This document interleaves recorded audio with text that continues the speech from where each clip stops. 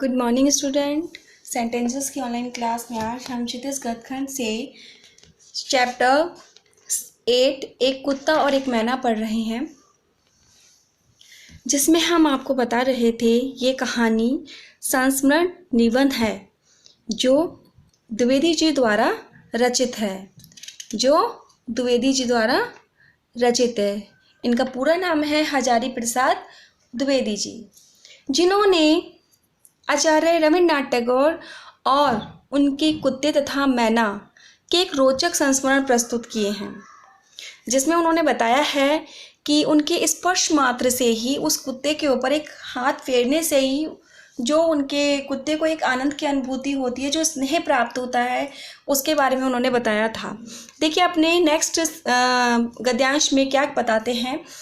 कहते हैं कि जब ये कविता पढ़ता हूँ तब मेरे सामने श्री निकेतन के तितल्ले पर की वह घटना प्रत्यक्ष सी हो जाती है, यह सामने मेरे आ जाती है। तितल्ला होता है तीसरी मंजिल और प्रत्यक्ष मतलब मेरे सामने आ जाती है। वह आंख मूंदकर अपरिसीम आनंद, अपरिसीम होता है असीमित, आंख मूंदकर आनंद एवं मूक हृदय का प्राणपण आत्मनिवेदन मूर्तिमान हो जाता है। मूक हृदय जो मतलब बोला ना हो, जिसने अपने मन की बात ना बताई हो। उस दिन मेरे लिए वह एक छोटी सी घटना थी, आज वह विश्व की अनेक महिमाशाली घटनाओं की श्रेणी में बैठ गई। एक आश्चर्य की बात और इस प्रसंग में उल्लेख की जा सकती है। जब गुरुदेव का चिताभस्म कलकत्ते से आश्रम में लाया गया, उस समय भी न जाने किस सहज बोध के बल पर वह कुत्ता आश्रम के द्वार पर आया और चिताभस्म के साथ अन्य मतलब अनेक आश्रमवासियों के साथ शांत गंभीर भाव से उत्तरायण तक चला गया। उत्तरायण का अर्थ है सूर्य का मकर राशि, मतलब जो मकर रेखा से उत्तर की ओर जाना। उत्तरायण का तात्पर्य है सूर्य का मकर रेखा से उत्तर की ओर जाना। वह 6 महीने का काल जब सूर्य की गति उत्तर दिशा में रहती है, तो उसको बोलते हैं उत्तरायण। आचार्य चितिमोहन सेन सबके आगे थे। उन्होंने मुझे बताया कि वह चिताभस्म के कलश के साथ थोड़ी देर चुपचाप बैठा भी रहा। कुछ और पहले की घटना याद आ रही है। उन दिनों शांति निकेतन में मैं नया ही आया था। गुरुदेव से अभी उतना धृष्ट नहीं हो पाया था। गुरुदेव उन दिनों सुबह अपने बगीचे में टहलने के लिए निकला करते थे। मैं एक दिन उसके साथ हो गया। मेरे साथ एक और पुराने अध्यापक थे, और सही बात तो यह है कि उन्होंने ही मुझे भी अपने साथ ले लिया था। गुरुदेव एक एक फूल पत्ते को ध्यान से देखते हुए अपने बगीचे में टहल रहे थे और उक्त अध्यापक महाशय से बात करते जा रहे थे।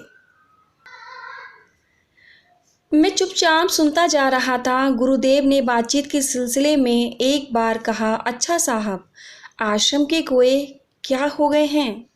जो आश्रम में कोई पक्षी आते हैं उनका क्या हो गया है? उनकी आवाज़ सुनाई ही नहीं देती है। ना तो मेरे साथी उन अध्यापक महाशय को ये खबर थी और ना मुझे ही। बाद में मैंने लक्ष्य किया कि सचमुच कई दिनों से आश्रम में कोई नहीं दिख रहे हैं। मैंने तब तक कों को सर्वव्यापक पक्षी ही समझ रखा था। अचानक उस दिन मालूम हुआ सर्वव्यापक का तात्पर्य है सब ओर फैला हुआ।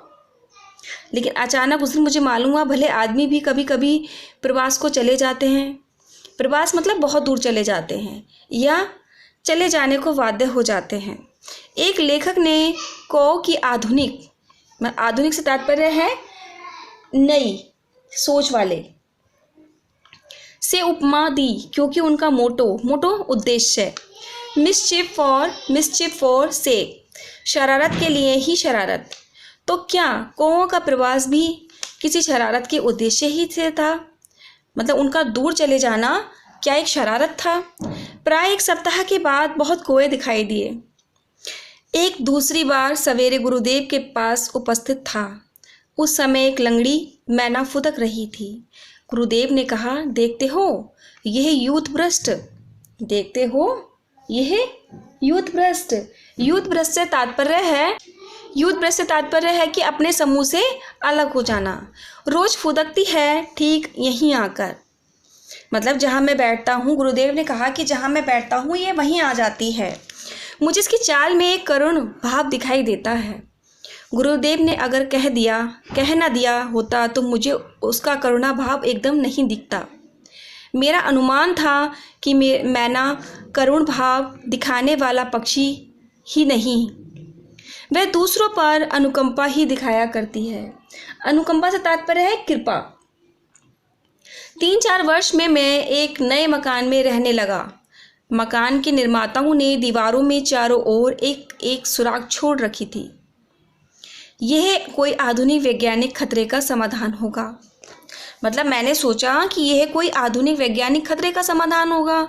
सो एक मैना दंपति नियमित भाव से प्रतिवर्ष यहाँ गृहस्थी जमाया करते हैं। तिनके और चीथड़ों का अंबार लगा देते हैं। भले मानस गोबर के टुकड़े तक ले आना नहीं भूलते। मतलब वो पक्षी गोबर के टुकड़े भी लाना नहीं भूलते। हैरान होकर हम सुराखों में ईंटें भर देते हैं और हम उनमें वो ना आए इसलिए हम उनमें ईंटें भर देते हैं, परंतु वे खाली बची जगह का भी उपयोग कर लेते हैं। पति पत्नी जब कोई एक तिनका लेकर सुराख में रखते हैं तो उनके भाव देखने लायक होते हैं। पत्नी देवी का तो क्या कहना, एक तिनका ले आई तो फिर एक पैर पर खड़ी होकर जरा पंखों को फटकार दिया, चोंच को अपने ही परों से साफ कर लिया और नाना प्रकार की मधुर विजयघोषी वाणी में गान शुरू कर दिया।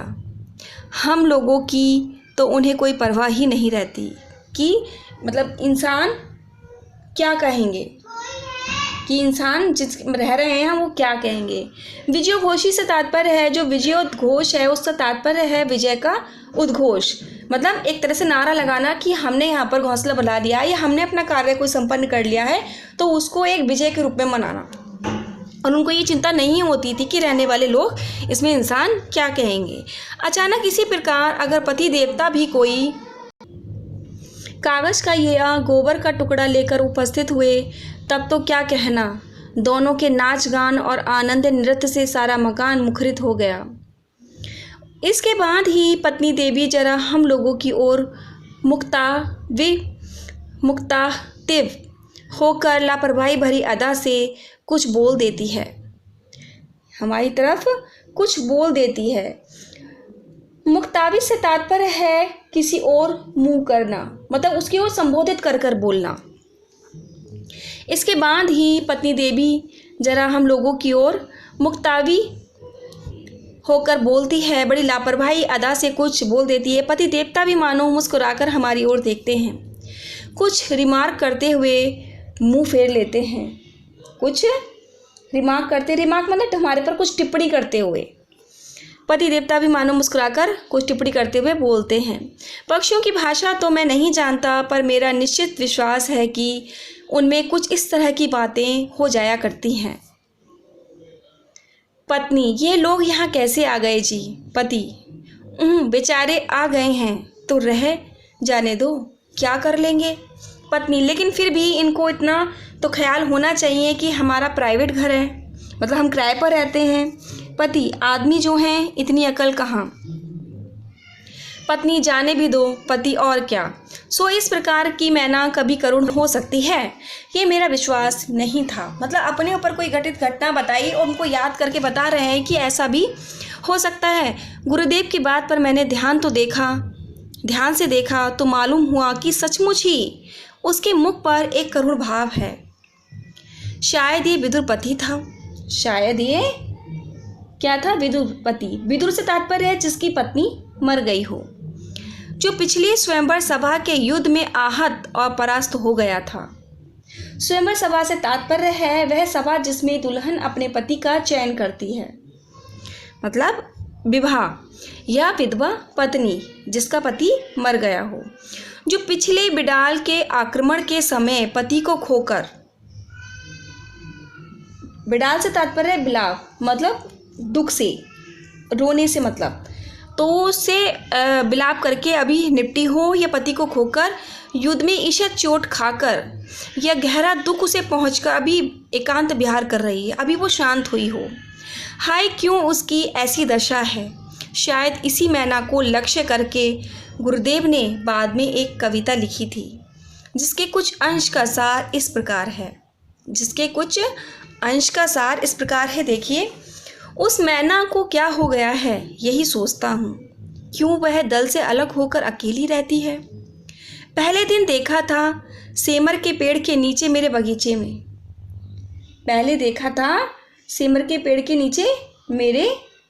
में, जान पड़ा जैसे एक पैर से लंगड़ा रही हो। इसके बाद उसे रोज सवेरे देखता हूँ, संगीहीन होकर कीड़ों का शिकार करती फिरती है। चढ़ जाती है बरामदे में, नाच नाच कर चहलकदमी किया करती है। मुझसे जरा सी भी नहीं डरती। क्यों है ऐसी दशा इसकी।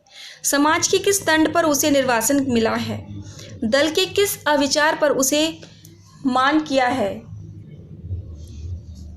कुछ ही दूरी पर और से मैनाएं बक छक कर रही हैं। बक छक करने से तात्पर्य है गप्पे लड़ा रही हैं, मतलब शोर कर रही हैं। घास पर उछल कूद कर रही हैं, उड़ती फिरती हैं शीर्ष वृक्ष की शाखाओं पर। इस बेचारी को ऐसा कुछ भी शौक नहीं है। इसके जीवन में कहाँ गांठ पड़ गई है। इसके जीवन में गांठ पड़ने से तात्पर्य मन में कोई बात बैठी हो जिससे ये इतनी दुखी है। यही सोच रहा हूँ। सवेरे की धूप में मानो सहज मन से आहार चुगती हुई झड़े हुए पत्तों पर कूदती फिरती है सारा दिन।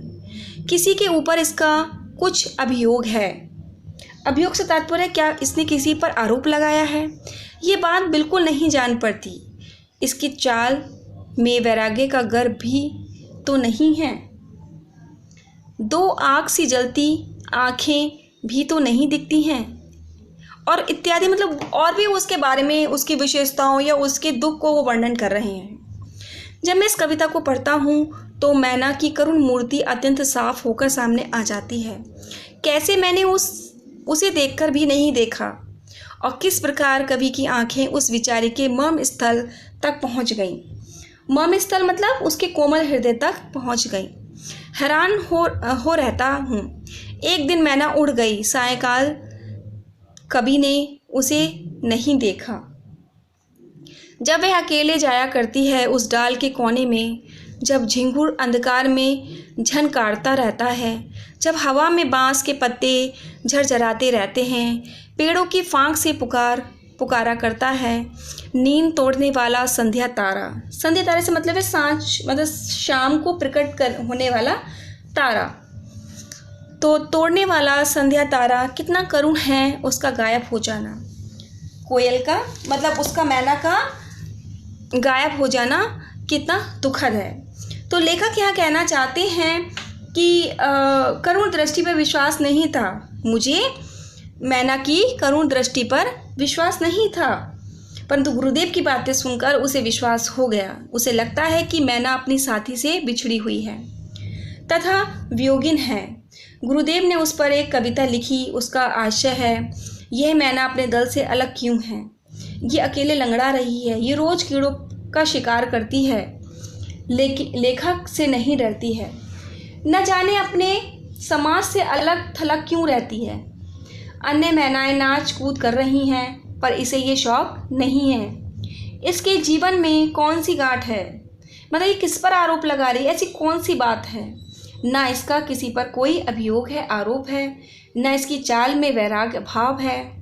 तो इस प्रकार इस कविता को पढ़कर लेखक के सामने मैना की करुण मूर्ति साकार हो उठती है। लेखक हैरान होता है कि कवि किस प्रकार मैना के मर्म स्थल तक पहुंच गया। उसी शाम मैना उड़ गई। कवि को उसका गायब होना बहुत ही करुण लगा, बहुत ही उसको दुख पहुंचा। इस प्रकार यहाँ पर लेखक ने लेखक रविन्द्रनाथ टैगोर के बारे में बताया कि उन्होंने पक्षियों की कितनी बारीकी से, मतलब कितनी सूक्ष्मता से उसके हृदय में छिपे दुख को पहचाना, उसके दुख को पहचाना और उसका उन्होंने वर्णन किया।